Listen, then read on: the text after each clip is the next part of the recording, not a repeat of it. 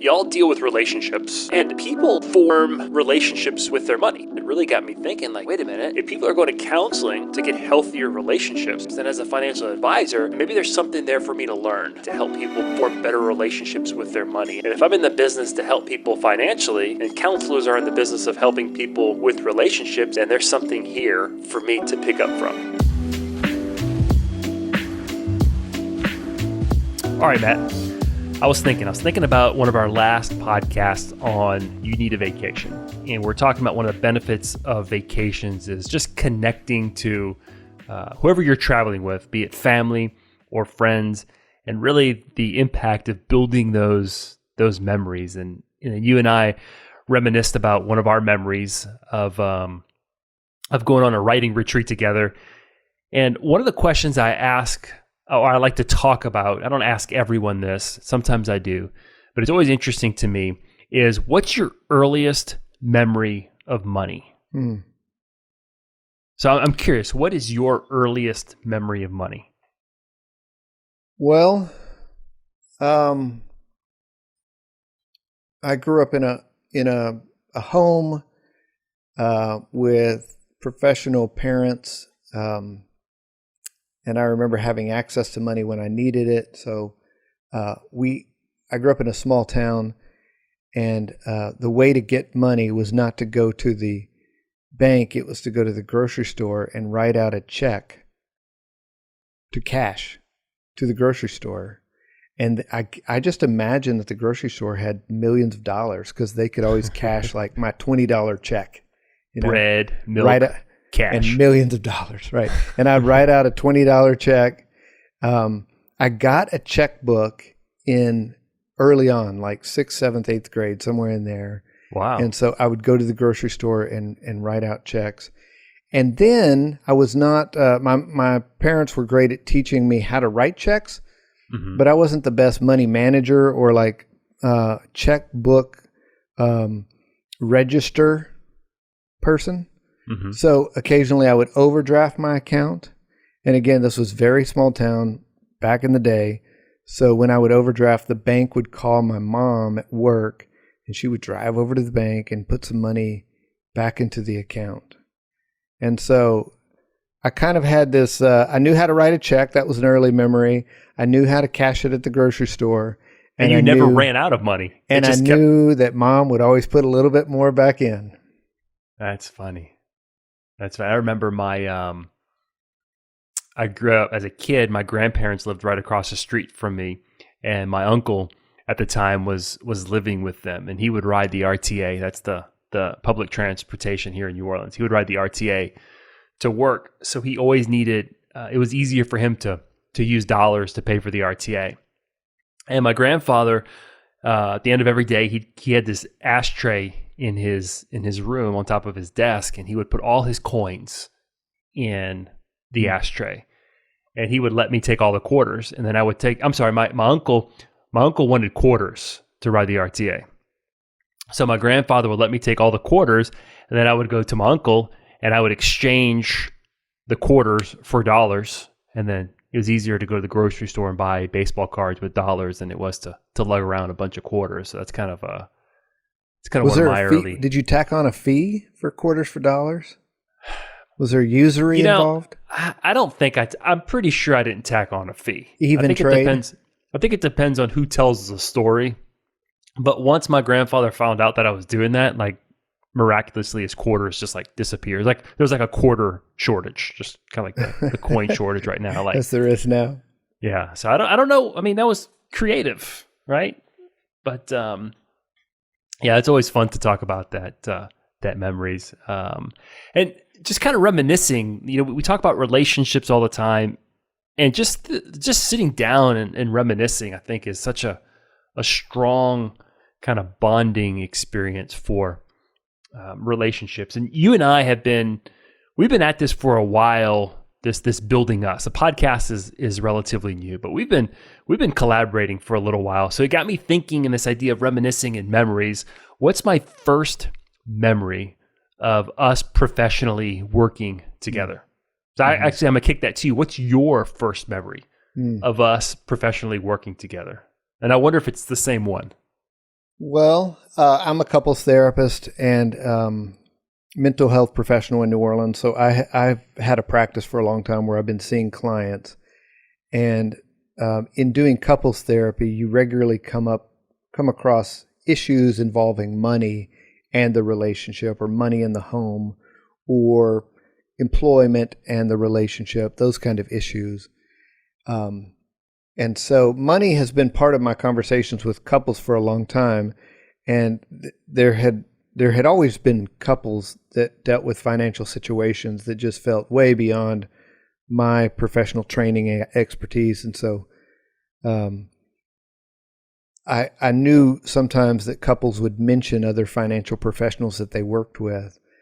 When you and I became friends, like personal friends before we were professional colleagues, I started thinking about, here's another financial professional that some of my clients could possibly use.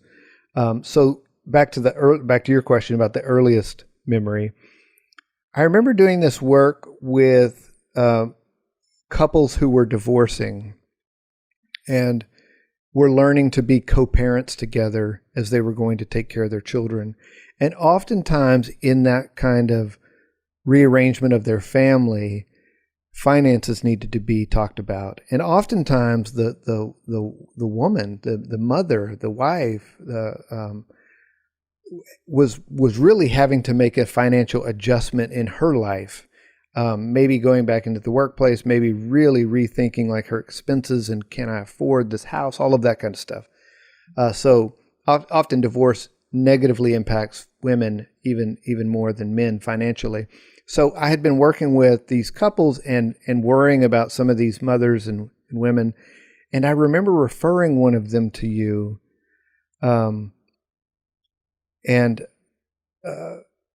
My understanding is she went and met with you and found it to be really, really helpful and really reassuring for getting her back on her feet financially as she transitioned into this new phase of her life. So that's one memory. A second memory is a dear friend and colleague of mine whom she asked me to look at her for the sake of saving time, this memory that you're about to share, I know where you're going. This is my first memory. So so I don't have to share it, you can speak for the two of us. Well, do you want to, I'll tell my version and you can add to it as you see fit. But this sounds like when my parents are telling stories and my mom will interject. Do you want to tell the story? Rosa, I'm telling the story. Rosy, por favor. So I'll just jump in. Come on. So a dear colleague of mine who also had a private practice was always worried about her income and expenses. And so she asked me to kind of give her some consultation on her business practices. And God love her. I was talking to her about like how much income she brings in versus her expenses. And she was a wonderful therapist who worked all the time, seeing as many clients as she could possibly see. But at the end of the month, realized she wasn't really making that much money. Her income and expenses were roughly similar. And I remember saying to her, you're a great therapist, but essentially you're running a nonprofit. And that really hurt her feelings. It offended her. And she was just in a place in her life where she needed financial advice and skills and needed to gain some knowledge in that area. And so I connected her with you. And again, that was something that she really, really appreciated. Yeah, I remember at first she was, it's got to be tough because she was, I would say, in kind of middle-aged, like you said, been successful, and was having to face the reality of kind of in a financial mess. So there's got to be a little bit of a kind of like I'm not gonna say ego, but a little shame involved. I remember she wouldn't come alone. She had to come with you at first. I came with her the first time she met with you. Yeah, that's what I remember. And that's my memory of us initially working professionally together. And I know for me, being friends with you as a therapist, then we have another very good friend of ours who's a therapist as well. I started to hear you guys talk. Y'all would get together and talk shop, and I would hear you guys talk about all your whatever counselors talk about, and it really made me think, like, wait a minute, y'all deal with relationships, couple relationships, family relationships, parent relationships, and people form relationships with their money in a certain way. It sounds kind of weird, but we kind of relate to our money. We all relate to it a little bit differently. Some more healthy than others. And it really got me thinking, like, man, wait a minute. If people are going to counseling for their relationships to get healthier relationships, and Matt and Roy are able to help people build better relationships, then as a financial advisor, man, maybe there's something there for me to learn. There's something there for me to learn to help people form better relationships with their money. And at that time, I was getting my my CFP, the Certified Financial Planner designation, and there was an entire course on the difference between financial advising, and financial counseling. Right? So advising is you come to me, you ask me a question, I give you advice. Financial counseling was a little bit more inquisitive. It was asking the open-ended questions. It was trying to understand how people make decisions to help them start to align maybe some of their decision making with some of their financial goals. So as I'm taking this course, I'm sitting here listening to you and Roy talk about these counseling techniques, and I'm like, man, this could really help people. And if I'm in the business to help people financially, and counselors are in the business of helping people with relationships, and people relate to their money, then there's something here for me to pick up from. And those are some of the early memories that. And you and I have talked about this kind of on the side, but both of our industries, if you will, prepared us in lots of ways to be helpful for lots of ways for lots of people. But there wasn't a lot of cross-pollination in our disciplines. And so the way that works out in counseling, I have a master's and a doctoral degree in counseling, but didn't receive any training in family finances or personal finance, even though we know everybody who sits in my office is thinking about money on some level and is relating, as you're talking about, relating to money on some level, and often, very frequently, is having conflict with loved ones regarding money. And sometimes that's interspousal or interfamily, and sometimes it's generational. But that, maybe it's an overstatement, but it's like money is another family member to some extent. It's always around. They're always thinking about it, always relating to it.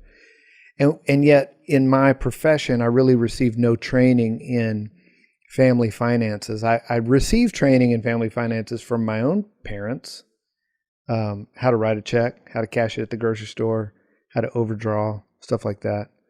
But I didn't, receive any training in counseling other people about how they feel about money or how to even basic financial skills. I know now there are training programs that do incorporate family finances, and there is even an interdisciplinary program or degree program that combines kind of family therapy and financial planning, and sometimes those are called financial counseling programs, I believe. So there is, just in the last less than a decade, more or of it. Financial, I think it's financial therapy. Financial therapy. Financial therapy, yeah. There is this more interdisciplinary approach. But you and I think, were recognizing the need for that a while back and trying to figure out ways to work together, not really to combine our practices or combine our work, but just support each other and be more holistic about our clients. What about you? What did you in all of your training receive about, what kind of training did you receive about interfamily relationships, communication, that kind of stuff? Conflict interesting. Resolution. So you can always tell what the trend is in the financial industry based off of what the majority of the training coming down from the various entities, the mutual fund companies, the insurance companies, I remember one year there was a big push of, financial advisors, you better start meeting with wives. You always meet with the men, and the man's going to pass away, and the wives live longer. And statistics show that women typically don't stay with the financial advisor that worked with their husbands because they were always ignored. So there's a big focus and a big push on working with women. So you kind of see these trends, and there's big. More recently, there's this big push of financial advisors. You better start talking to the kids. You're working with mom and dad. They control all the wealth, but mom and dad are going to die one day, and that wealth is going to transfer to the kids. And if you don't have a relationship with the kids, so that's like the extent of I would say the family counseling.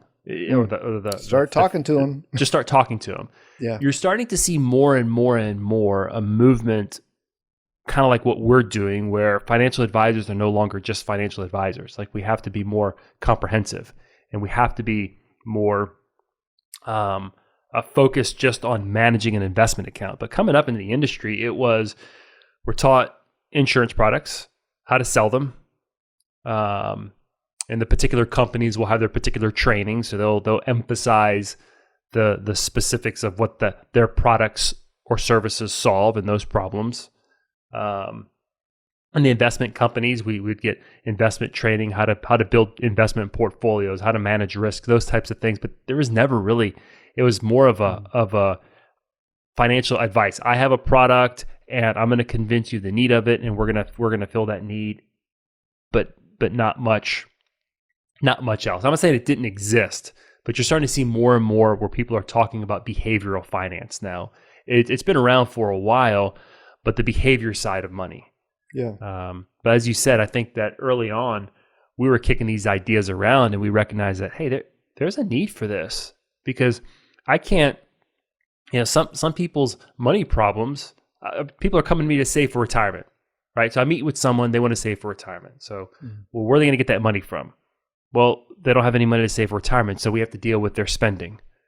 They have bad habits, spending habits. So I got to find a way to get them to spend less. And that's where you kind of start looking at the counseling and the coaching. Yeah. And I learned that from hanging out with a bunch of counselors. But that kind of led us to saying, hey, wait a minute, there's a space. What else can we do? How can we professionally collaborate? What can we do? Yeah. Yeah. I give, I'm also a professor, so I will participate in professional organizations and conferences, and often make presentations at annual conferences. Do you remember several years ago where I invited you to join me at a conference, and we gave a presentation about something somewhere? No, I still have it. The presentation was called Muddy Waters. Oh. You don't remember this? And in your PowerPoint presentation, you actually started with that Muddy Waters song. What is it? You don't remember that? I vaguely do. Yes, there was a beautiful picture of Muddy Waters, yes, the artist, on the front of the PowerPoint. So what would the subtitle have been? Muddy Waters. Oh, I'd have to pull it up. Couples therapy and finances, family finances, or something like that. But I remember this conference very specifically. Was it here in New Orleans? It was in New Orleans. It was downtown, and I remember it because the way we presented it was, I presented on the financial topic, right? We talked about, this is actually the beginning of my ebook, because I talked about my 4 pillars at the time of financial security. It was called something different, and that eventually, evolved into the 5 pillars of financial security, a guide to managing your money. Congratulations. Thank you. We'll put a link, shameless plug, we'll put a link in the show notes. But I remember it because what I wanted to do was take financial concepts that apply to the majority of people, not just one particular. I didn't want to just talk about investment or retirement planning. I wanted to talk about the basic financial, personal finance issues, and knowing where your money is and where it's going. Plan where you want your money to go. Squash debt, and then save for tomorrow. Mm-hmm. So those were the 4 topics, and what I did was I presented on the financial side. And then you presented on, hey, here's the impact in a family setting or in a relationship setting if you don't manage your finances well. If you don't know how you're spending money, this is the impact on the family. Here's how you can blow up your family if you don't have some sound financial skills. That's right. Like, so we talked about debt, and I presented on how to get out of debt and appropriate uses of debt. And then you came in behind me and said, here's what happens in a family setting if you don't manage it well. And then we had and the conference was 2 counselors. So we were teaching, giving counselors some skills, or I guess some language to use, right? So we were training counselors in how to work with their clients about their money. Okay. Yeah. We had worksheets. I developed some worksheets. Remember those worksheets? Yes. Yeah. Okay. Yes, I remember. That was back in the day of worksheets. Now that was more than that, because now when you go to a conference, you don't hand out anything. You upload it, and everybody has access to downloads these days. So it's different world. How many participants were in that workshop? Do you remember? I don't know. Like it wasn't 6 or 7 or like 20? No, it wasn't 20. It was more than 6 or 7. But I remember the participants just very appreciative. They were very appreciative. It was new information to them. Yeah. I remember walking around. They had like a little area where they had some vendors, I think, and they had some books out. And I walked up and down the book aisle, and I was looking at all the books. There was not one book related to money. Not one. And I think that we're sitting here thinking like, man, we're at a conference for counselors. Money's a problem it causes problems. There's not one money on personal finance, or understanding personal finance, or talking to your clients about personal finance. Yeah. You and I have now presented at a couple of different professional venues in a couple of different professional settings. And when we speak to counselors, something that always strikes me is that we have brand new counselors, like graduate students or brand new graduates. And then we also will have very seasoned professionals at the same training. So something that we're talking about is attractive to a wide group of people. And what I often hear from the graduate students is like, I need this for me. I'm not ready to talk to clients about this yet. I just need this for me. I need to figure out my own finances. And then from the more seasoned people, I hear them often saying like, my agency that I run needs to be thinking about this, or how to incorporate this, or we're working with all of these families, but nobody's addressing money. So seeing it kind of, the need is being expressed across the board. And then something that you've told me lots of times is in your industry, when you mention to colleagues or networking groups that you're working with a couples counselor, that's often received really well. People seem to be interested in that. Yeah, the response is kind of, wow, that's a really good idea. Because in our industry, you think of the centers of influence, the people who are in a position to really refer financial planners and financial advisors business are CPAs, right? Clients, especially business owner clients. There's a certain demographic of people who are paying the money to go to a CPA. They need financial advisors. Attorneys. There's a lot of advisors who have really good professional relationships with divorce attorneys. You'd mentioned that earlier in one of the cases that we had talked about, because it's a financial mess trying to figure it out, and you need that financial skill set to come help untangle some of that.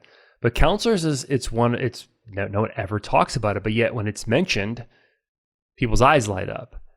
It was interesting to me. So this is a trajectory that I've been on in my business, not just investment management. Investment management is still the majority of the work that we do here, but this trajectory of shifting from investment management to the financial counseling aspect.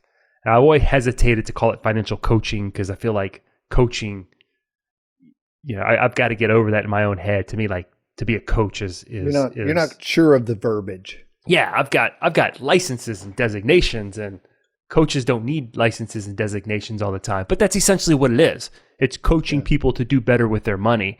And I remember at one of our big conferences for the company that I represent, at the main platform, I don't know, she is I don't know, at the time, I think she was the chairwoman of the board.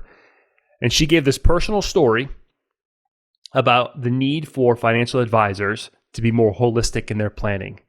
And maybe they need to start giving advice that is outside of the financial space, and not just how much money you should invest in your IRA this year, but how do we even find money to go into your IRA?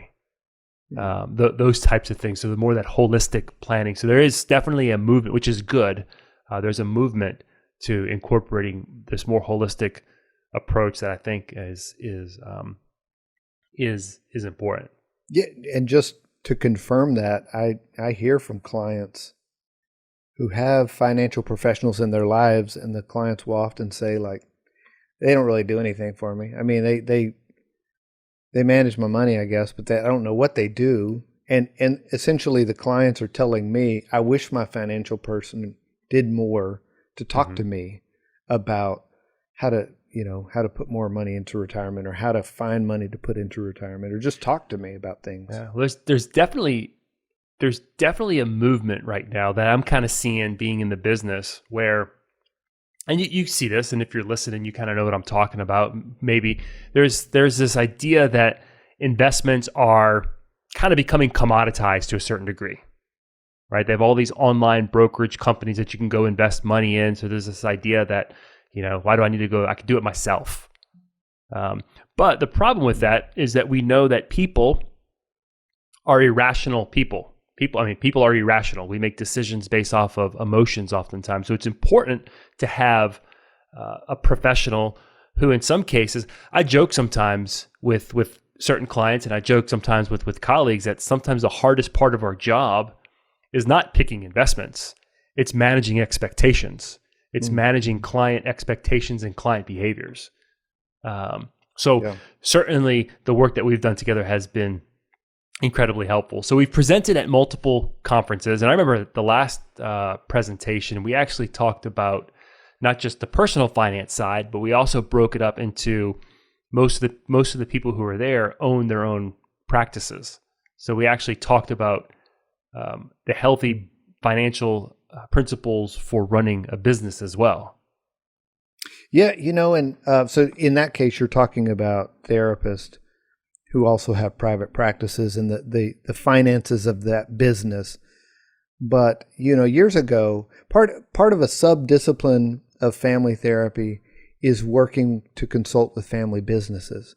And so years ago, I got introduced to the topic of family-owned businesses and the unique dynamics that brings to family life. When you sit down for dinner, you're still talking about business because you've been working together all day. All generational wealth, passing on, passing the business on, succession planning, all of that stuff is part of family business. But also just the challenge of working with people you live with and love and can't get away from. And so, as I've thought about family businesses from a family therapy perspective, I know also that you've worked with many, many small business owners over the years, entrepreneurs, people who are hustling to make a break. And as part of that, their family life is often implicated. And so there's been some overlap for our work there also with small businesses and family-owned businesses. Yeah, we're hustling entrepreneurs. So I can totally relate to that. I know what it's like to run a business and have a family and trying to figure all that stuff out. So we've answer hard questions over dinner from your family and spouse. Yeah, absolutely. So we've co-presented, and they were like, man, there's something here. We've got more than just co-presenting at conferences. So we actually came together, and I think this was something I think you already kind of offered to a certain degree, and I'm not really quite sure how we came up with this, but then building us, this idea of building us came about. Yeah, and I started thinking about, as doing couples therapy, I started thinking about premarital counseling years and years ago. Premarital counseling has always been pretty popular in the faith-based communities. most churches and faith-based organizations, religions even offer premarital counseling, but there's not a lot of premarital counseling for more secular couples and families. And so I really started thinking about designing a premarital counseling program, a package of sessions to be able to deliver to couples getting married. And I was getting contacted for that kind of service from couples in the community.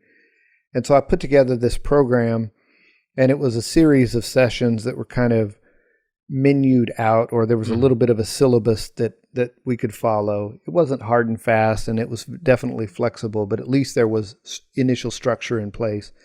And so when I started applying that in the clinical setting and actually working with couples, recognized quickly that they needed way more support for their merging finances than I was able to really deliver. And so then it made sense for you and I, as we started putting our heads together, to include a whole section in that premarital Building Us program that included family finances. Yeah, remember that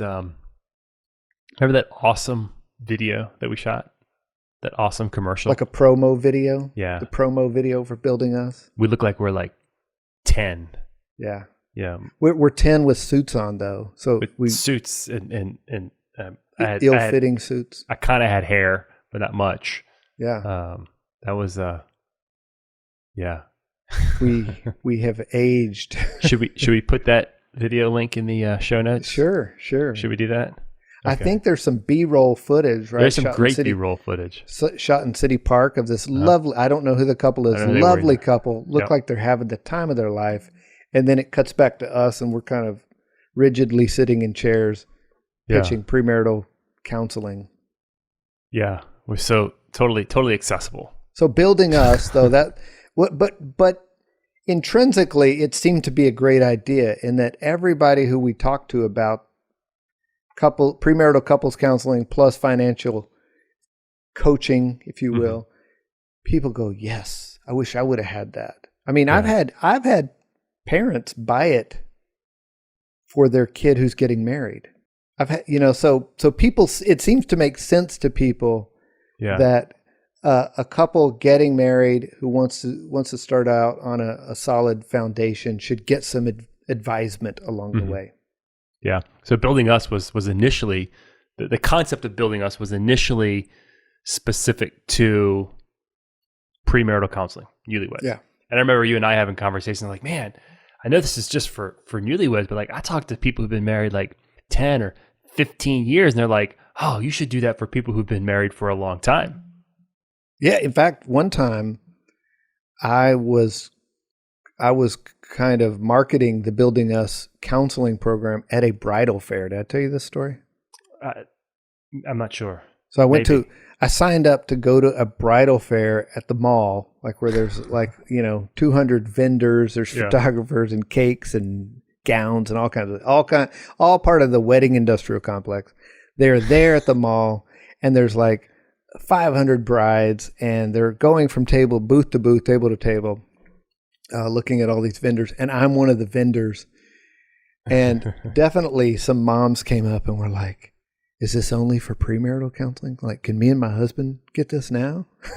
So the stress of planning a wedding, like, we need to talk to somebody. Yeah. So as we were talking about Building Us as a counseling program, other non-premarital couples, married couples who've been together for a long time, wanted to avail themselves of it as well. Yeah, I think that's kind of where it naturally went. Because here's what I find: people, it depends on what stage you are where you're getting married, right? If you're, let's say, under 25, right? Maybe you're just starting your career, you don't have much money, you're really not thinking about money in the same way. You're thinking about money when you're 35 or 40, when you're kind of mid-career and finances have gotten a little bit more complicated. So that wasn't what I found, it wasn't as intriguing at that time to some of the younger people, but the couples that were getting married that were working on maybe a second marriage, right? Yeah. It was amazing how much more engaged that they were on the financial side, because I think they had some skins on the wall, they had some mistakes that they made, and they realized, like, wait a minute, we need to get this right. Yeah. We need help with this. So we did that. We did the Building Us Pre-Marital Counseling, and we had always been talking about just talking more about this topic. Like, how do we get So here we are. Yeah. So here we are. We're doing a podcast, and we're not wearing stiff suits anymore. You're in a t-shirt and I'm in a polo. We are working more from home these days. Yeah. Yeah. Here we are, the Building Us podcast. Yeah, it really has developed. Here's something interesting. I'm in a mastermind group, and I built amazing relationships digitally with a lot of these people, and we have an annual conference where we go to. It's a small group of insurance agency owners. So we have our family owns a independent insurance agency. So I kind of help manage that and operate that from the business end. So I was in this mastermind group with independent insurance agency owners, and we get together and we share a lot of kind of inside business ideas. And really what it ended up being was more of digital marketing, content creation. And it was specific to the insurance industry, but it was skills that I picked up that could be applied across any industry. And one of the guys who kind of helped manage the group was a podcaster. He was an audio guy, and he was really into podcasting. This was 3 years ago, and he had been telling me that I should do a podcast. And at the time, I was like, "Yeah, I'd really like to do this podcast." A buddy of mine's a couples counselor, and he's like, "You need to do it. You need to do it. That podcast would be successful." That was 3 years ago. Wow. And one thing led to another, and I think we're just busy with kids and business, and so we're finally doing this, and hopefully it's yeah. I was just on vacation, right? I've been mentioning that a lot. I've been saying that a lot. I was just on vacation. Do you work? Do you work? So while I was on vacation, I was talking to a friend of mine who we were kind of just catching up. We hadn't seen each other in a long time, and I was saying that I'm doing this new podcast. I've been doing these other professional activities, and they just were like, "How do you have time for all of that? How do you have time for everything that you do?" Especially when you're always on vacation. Right. And and what I said to her is, she's a brand new mom. She has a 6-month-old, first child. She's starting medical school. Oh man. I would say I didn't have time 3 years ago. Yeah. I didn't have time, certainly didn't have time 10 years ago. It's just, we've been working on this for a long time, and we're now both in a place in life where we can do this. Yeah. It's fun. It's fun. And you're able to do different things at different phases of life. And it's important to be where you're at with the people that you're at then. Mm-hmm. But it's important to look forward to other things that can happen as life progresses and your family develops and time moves on. I keep saying we're in a season of life. I'm in a season of life where the days are often long, but the years are short. Yeah. And we're just now in a place in life. Maybe it's COVID. Maybe it's just where we're at in life that we can now put together this production, sit at these microphones and talk to each other. And I know that both of us are very passionate about the work that we do. You're passionate about relationships. I'm passionate about money and seeing people. Well, I'm not passionate about money per se, but passionate about seeing people make good decisions with their money, because I know how much it impacts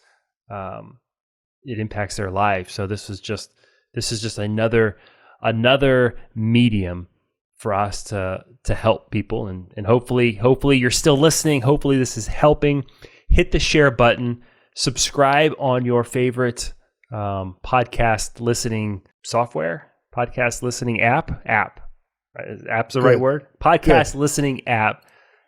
We'd love to reach more people with what we believe is valuable. information. Relationships, as you say, relationships are the guts of life. The guts of life. And we believe in them, and we think it's important to invest in your relationships. Building us. Building us is about building you, your life, your business, your relationships. And to do that, you've got to invest. Invest in your relationships. Dr. Matt Morris maintains an active private practice for couples and families in the greater New Orleans area. To learn more about his work, visit drmattmorris.com. Erik Garcia can be found online at plan-wisely.com. His branch office is located in New Orleans, Louisiana. The branch phone number is 504-218-5479. Securities offered through Royal Alliance Associates Incorporated, member FINRA, SIPC. Investment advisory services offered through New Century Financial Group, LLC, a registered investment advisor. Insurance services offered through Garcia Financial Group, LLC. Entities listed are not affiliated.